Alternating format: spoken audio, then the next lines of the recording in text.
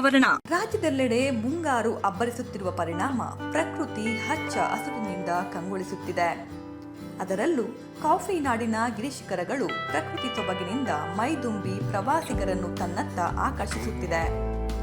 ಪ್ರವಾಸಿಗರ ಸ್ವರ್ಗ ಎಂದೇ ಕರೆಯಲ್ಪಡುವ ಕಾಫಿ ನಾಡು ಚಿಕ್ಕಮಗಳೂರಿನ ಗಿರಿಶಿಖರಗಳಿಗೆ ಚುಮು ಚುಮು ಚಳಿಯ ನಡುವೆ ಟ್ರೆಕ್ಕಿಂಗ್ ಹೋಗಿ ಪ್ರಕೃತಿ ಸೌಂದರ್ಯ ಸವಿಯೋಕೆ ಯಾರಿಗೆ ಇಷ್ಟ ಇಲ್ಲ ಹೇಳಿ. ಹೀಗಾಗಿ ಮೂಡಿಗೆರೆ ಶಾಸಕಿ ನಯನಾ ಮೋಟಮ್ಮ ತಮ್ಮದೇ ಕ್ಷೇತ್ರದ ಪ್ರಸಿದ್ಧ ಕುದುರೆಮುಖ ಪ್ರವಾಸಿ ತಾಣಕ್ಕೆ ಅರಣ್ಯಾಧಿಕಾರಿಗಳು, ಸ್ಥಳೀಯ ಪೊಲೀಸರು ಹಾಗೂ ಕಾಂಗ್ರೆಸ್ ಮುಖಂಡರೊಡನೆ ಟ್ರೆಕ್ಕಿಂಗ್ ತೆರಳಿ ಪ್ರಕೃತಿ ಸೌಂದರ್ಯವನ್ನ ಕಣ್ತುಂಬಿಕೊಂಡಿದ್ದಾರೆ. ಅಷ್ಟೇ ಅಲ್ಲದೆ ಪ್ರವಾಸಿ ತಾಣದ ಕುಂದುಕೊರತೆಗಳ ಕುರಿತು ಅಧಿಕಾರಿಗಳೊಂದಿಗೆ ಚರ್ಚಿಸಿದ್ದಾರೆ.